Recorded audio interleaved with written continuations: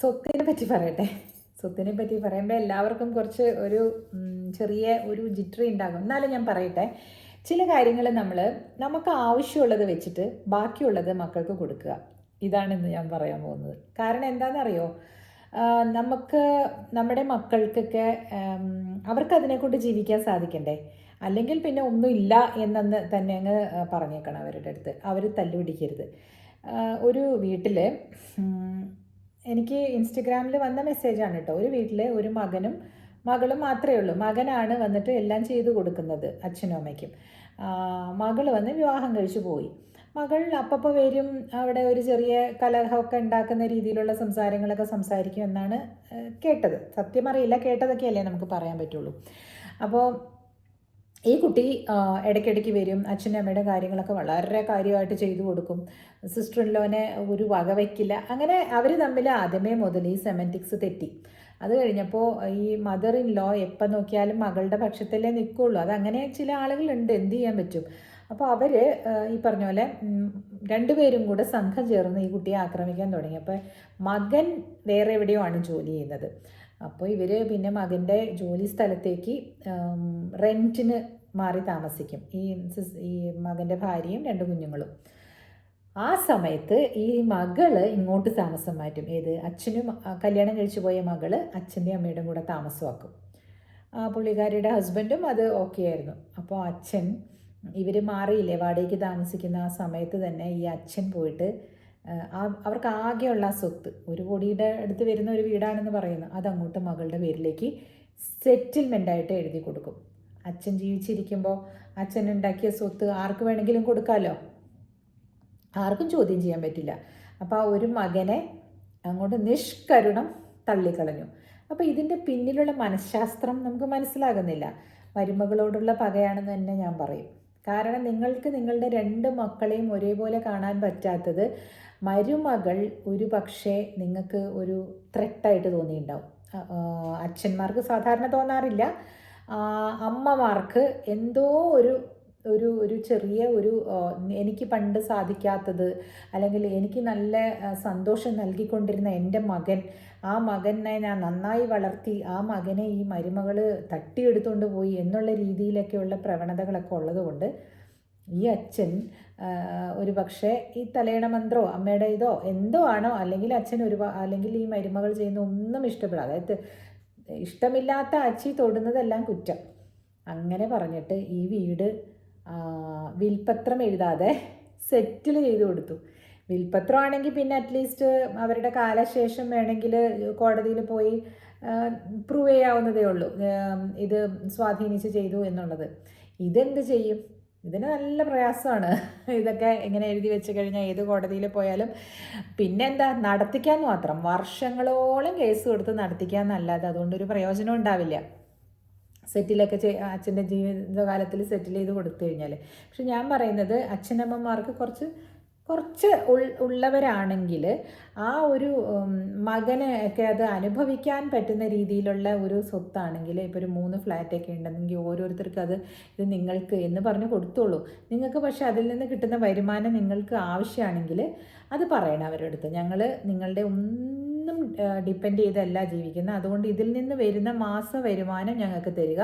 പക്ഷേ ഇത് മൂത്ത മകന്, ഇത് 2ാമത്തെ മോൾക്ക്, ഇത് 3ാമത്തെ മോൾക്ക് എന്ന് പറഞ്ഞ് 3 പേർക്കും അങ്ങനെ അങ്ങ് സെറ്റാക്കി കൊടുത്തോളൂ. അപ്പോൾ അവർ തമ്മിൽ വഴക്കുണ്ടാവില്ല. ഉള്ളവരോടാണ് കേട്ടോ. ഇപ്പോൾ ഇല്ലാത്തവരാണ് ഈ ഒരു വീടേ ഉള്ളെങ്കിൽ, മകൾക്ക് ഒരുപാട് സ്വർണ്ണമൊക്കെ കൊടുത്താണ് വിവാഹം കഴിപ്പിച്ചതെങ്കിൽ ആ മകളെ പറഞ്ഞ് മനസ്സിലാക്കുക. മോളെ, അത് അമ്മമാരുടെ ഡ്യൂട്ടിയാണ്. മോളെ, ഇത് ആങ്ങളമാർക്ക് തന്നെ ഉള്ളതാണ്, കാരണം നിനക്ക് ഇത്രയും തന്നല്ലോ, അച്ഛൻ്റെ കയ്യിൽ ഇത്രയേ ഉള്ളൂ എന്ന് പറഞ്ഞു പഠിപ്പിക്കണം. അതല്ലെങ്കിൽ ആ സ്വർണം കൊടുത്തത് ചുരുങ്ങിയതാണ്, കുറച്ചേ കൊടുത്തിട്ടുള്ളൂ എങ്കിൽ ആങ്ങളമാരുടെ അടുത്ത് പറയണം, ഇത്രയേ കൊടുത്തിട്ടുള്ളൂ, നിങ്ങളൊന്ന് ഇങ്ങനെ ഇത് ചെയ്യേണ്ടതാണ് എന്ന് പറയണം. ഇതെല്ലാം ചെയ്യേണ്ടത് അച്ഛനും അമ്മയും ജീവിച്ചിരിക്കുമ്പോൾ ഒരു ടേബിളിന് ചുറ്റും ഇരുന്നിട്ടാണ് ഇതെല്ലാം ചെയ്യേണ്ടത്. അല്ലാതെ കണ്ട് എന്താ പുറകിൽ പോയിട്ട് ഇരുന്ന് ഒരാളെ അറിയിക്കാതെ മറ്റൊരാളെ കൂടുതലായിട്ട് എന്താ പറയുക കൊടുക്കുകയും മറ്റൊരാളോട് ഒരു കുഞ്ഞിനോട് മറ്റൊരു കുഞ്ഞിൻ്റെ കുറ്റം പറഞ്ഞു കൊടുക്കുകയും നിങ്ങൾക്ക് ആ മരുമകളോടുള്ള ദേഷ്യമാണ് നിങ്ങൾ ആ കുട്ടികൾ തമ്മിലുള്ള റിഫ്റ്റ് ഉണ്ടാക്കുന്നതെന്ന് ഞാൻ പറയൂ.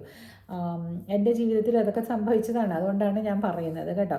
പിന്നെ എന്താണെന്ന് വെച്ചാൽ സ്വത്ത് പണം എന്നൊക്കെ മുഖ്യത്വം കൊടുക്കണോ എന്ന് ചോദിച്ചാൽ ചില സമയങ്ങളിൽ കൊടുക്കേണ്ടി വരില്ലേ?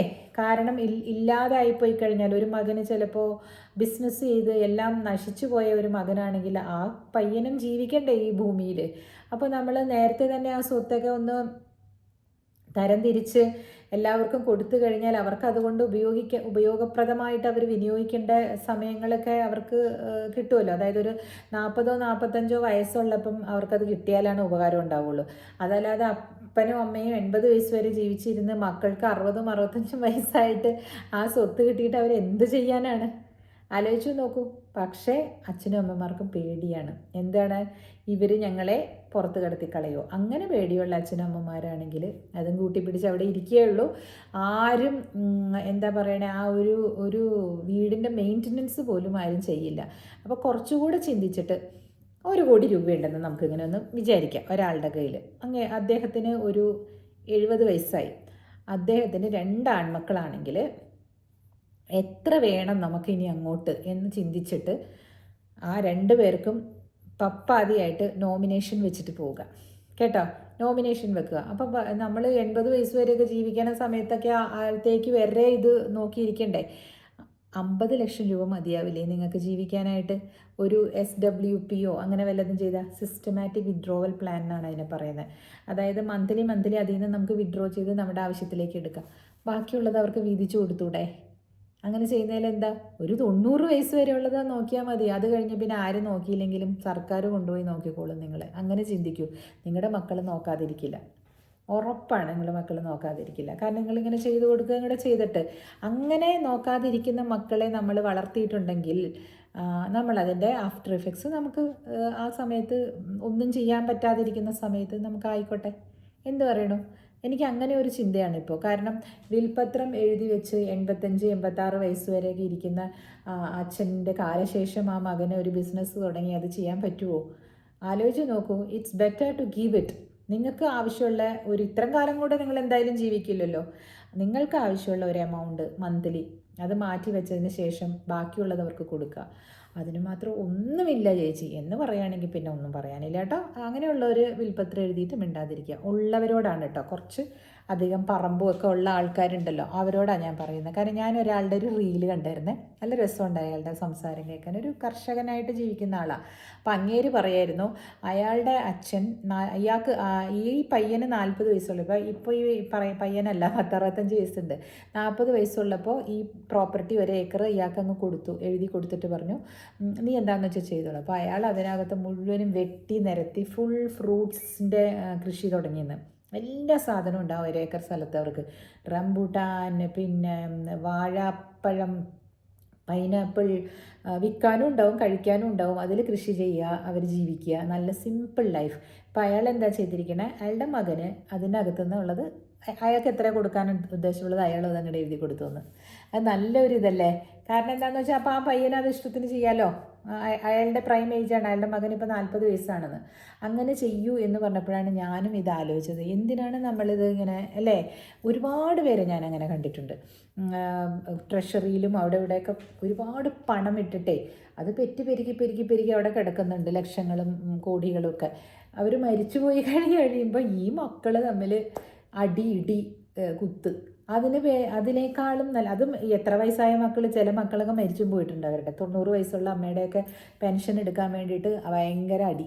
അതിൽ കാരണം എന്താണെന്ന് വെച്ചാൽ ഒരു മകനെങ്ങാണ്ട് മരിച്ചുപോയി, പിന്നെ അവരുടെ ഭാര്യയും മക്കളും വരണം. അങ്ങനെ ആകെ അഴകൊഴാന്നായിട്ട് ആ അമ്മയച്ഛനും വെള്ളം കുടിക്കാണ്ട് ഉണ്ടാക്കിയ സ്വത്ത് കാരണം അവരുടെ മക്കളും കൊച്ചുമക്കളും വരെ അടിയാകുന്നു.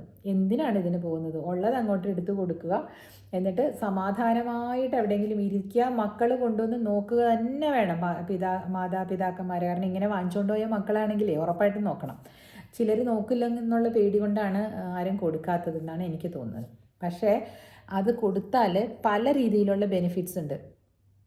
നിങ്ങൾ ജീവിച്ചിരിക്കുമ്പോൾ തന്നെ നിങ്ങളുടെ മകളുടെ പേരിലേക്ക് ഒരു പ്രോപ്പർട്ടി എഴുതി കൊടുക്കുകയാണെങ്കിൽ അതിന് 10,000-15,000 രൂപയോളമാണ് സ്റ്റാമ്പ് ഡ്യൂട്ടിയിൽ ചിലവ് വരുള്ളൂ. വിൽപ്പത്രമാണ് വെക്കുന്നതെങ്കിൽ വല്ല ചെന്നൈയിലോ ബാംഗ്ലൂരിലൊക്കെ ഉള്ള പ്രോപ്പർട്ടി ആണെങ്കിലുണ്ടല്ലോ അത് അത് നിങ്ങൾക്ക് സ്റ്റാമ്പ് ഡ്യൂട്ടി കൊടുക്കേണ്ടി വരും പ്രൊബേറ്റ് ചെയ്യാനൊക്കെ ആയിട്ട്. അപ്പോൾ അവരുടെ പണം എന്തിനാണ് നിങ്ങൾ വെറുതെ കളയുന്നത്? നിങ്ങളുടെ സ്വത്ത് നിങ്ങൾ അവരിലേക്ക് മാറ്റി കൊടുക്കുക എന്നാണ് എൻ്റെ ഒരു അഭിപ്രായം. ഞാൻ അങ്ങനെയൊക്കെ ആണ് വിചാരിച്ച് വെച്ചേക്കണത്. എനിക്ക് 60 വയസ്സാകട്ടെ, 60 വയസ്സാകുമ്പോൾ ഐ വിൽ ബി സെറ്റിലിങ് ഇറ്റ്. ഞാൻ ഒരുപാട് പേരെ കണ്ടിട്ടുണ്ട്, അങ്ങനെ വക്കീലന്മാരെയും കണ്ടിട്ടുണ്ട്, ഡോക്ടേഴ്സിനെയും കണ്ടിട്ടുണ്ട്. അപ്പോൾ അതിൽ ഒരു വക്കീൽ പറഞ്ഞു, ഞാനൊരു ട്രസ്റ്റാക്കി വെച്ചിട്ടുണ്ട് എൻ്റെ മകന്, അയാളുടെ മകന് ഇതാണ് ഓട്ടിസം ഉണ്ട് ഒരു മകന്. അപ്പോൾ ഒരു മകൻ വക്കീലാണ്. അപ്പോൾ ആ മകനെ ട്രസ്റ്റി ആക്കിയിട്ട് ഈ മകനെ ബെനിഫിഷ്യറി ആക്കിയിട്ട് ഈ മകന് കൊടുക്കാനുള്ളതൊക്കെ, അതായത് വയ്യാത്ത മകന് കൊടുക്കാനുള്ളതൊക്കെ ട്രസ്റ്റിലേക്ക് മാറ്റി. അപ്പോൾ നിങ്ങളൊക്കെ ഒരുപാട് സ്വത്തൊക്കെ ഉള്ളവരാണെങ്കിൽ ട്രസ്റ്റ് ഉണ്ടാക്കി വെക്കണം എന്നേ പറയുള്ളൂ. ഇതുപോലെ ഏതെങ്കിലും ഒരു മകനോ മകളോ നിങ്ങളിൽ വളരെയധികം ഡിപ്പെൻഡൻ്റ് ആണെങ്കിൽ ഉറപ്പായിട്ടും ഒരു ട്രസ്റ്റ് ഉണ്ടാക്കണം. പിന്നെ ഒരുപാട് സ്വത്തുക്കളുള്ള HNIസും ഒരു ട്രസ്റ്റ് ഉണ്ടാക്കണം. കാരണം ഈ മക്കളത് വിറ്റ് തുലയ്ക്കേണ്ട ആവശ്യമില്ല. എന്തിനാണ് മക്കളത് വിറ്റ് തുലയ്ക്കുന്നത്? അതിൽ നിന്ന് കിട്ടുന്ന ഒരു പ്രൊസീഡ്സ് ഉണ്ടാവും. ഇപ്പോൾ ഒരു 2 വീടുണ്ട് ദുബായിലെന്ന് വിചാരിക്കുക ഒരാൾക്ക്, അതിലൊരെണ്ണം ഒരു മകൾക്കുള്ള ട്രസ്റ്റ്, അപ്പോൾ അത് ആ ട്രസ്റ്റ് വേറെ. ഇനി ഒരു മകൾക്കുള്ള ട്രസ്റ്റ്, ആ ട്രസ്റ്റിൽ ആ മകളായിരിക്കണം ട്രസ്റ്റി, അതായത് മെയിനായിട്ട് ഡിസിഷൻ എടുക്കാൻ പറ്റുന്നത്. അത് വിൽക്കണ്ട, അതിനുള്ള പ്രൊസീഡിങ്സ് വന്നുകൊണ്ടിരിക്കും. അപ്പോൾ ഇവർക്ക് ആ പ്രൊസീഡിങ്സ് മന്ത്ലി ഒരു 1-2 ലക്ഷം വന്നുകൊണ്ടിരിക്കും 2 പേർക്കും. ആ രീതിയിലാക്കി വെക്കൂ. അപ്പോൾ അതിന് എന്തിനാ അങ്ങനെ ആക്കുന്നതെന്ന് വെച്ചാൽ പെൺമക്കൾ പല സമുദായത്തിലും പെൺമക്കളുടെ സ്വത്തുക്കൾ പെൺമക്കൾ പെട്ടെന്ന് ഇവരിയ്ക്കുമ്പോൾ തന്നെ മരിച്ചു പോയി കഴിഞ്ഞാൽ അവരുടെ ഹസ്ബൻഡ്സിന് കിട്ടുവേ. അങ്ങനെ ഒരു ഇതുണ്ട് ഹിന്ദു നിയമപ്രകാരം, ക്രിസ്ത്യൻ നിയമപ്രകാരമൊക്കെ അങ്ങനെയുണ്ട്. അപ്പോൾ സൂക്ഷിക്കണം. സ്വത്ത് ഇങ്ങനെ അങ്ങോട്ട് കൈമാറി കൊടുത്തു കഴിയുമ്പം വളരെ ബുദ്ധിമുട്ടാണ് ഇങ്ങനെയുള്ള ചില ലോസ് ഉള്ളത് കൊണ്ട്. ചില ലോസിൽ നമുക്ക് വിൽപ്പത്രം എഴുതി വെക്കാൻ പറ്റുമെന്ന് പറഞ്ഞാലും ചെറുപ്പത്തിലുള്ള പെൺകുട്ടികളൊക്കെ അങ്ങനെ വിൽപ്പത്രം എഴുതിക്കാൻ പറ്റുമോ? അതൊന്നും നടക്കുന്ന കാര്യമില്ലല്ലോ. സോ അതുകൊണ്ട് ട്രസ്റ്റാണ് അതെല്ലാവരും ഇപ്പോൾ പറയുന്നത്. ട്രസ്റ്റ് പ്രോപ്പർട്ടി പക്ഷേ വിൽക്കാനൊക്കെ ബുദ്ധിമുട്ടാണ്. അതിനൊക്കെ കുറേ നൂലാമാലകളുണ്ട്. ട്രസ്റ്റ് എല്ലാ വർഷവും you have to file income tax കേട്ടോ. അപ്പോൾ ഇത് കുറച്ചൊക്കെ പറഞ്ഞത് ഒരുപാട് സ്വത്തുക്കളൊക്കെ ഉള്ളവരാണെങ്കിൽ അവരുടെ CAയുടെ അടുത്തോ അല്ലെങ്കിൽ അതുപോലെയുള്ള വക്കീലിൻ്റെ അടുത്തൊക്കെ പോയിട്ട് അഭിപ്രായം ചോദിക്കുക കേട്ടോ. ഞാനിങ്ങനെ ഒരു ചൂണ്ടുപലക പോലെ കിട്ടുന്ന അറിവുകൾ പങ്കുവയ്ക്കുന്നതേ ഉള്ളൂ.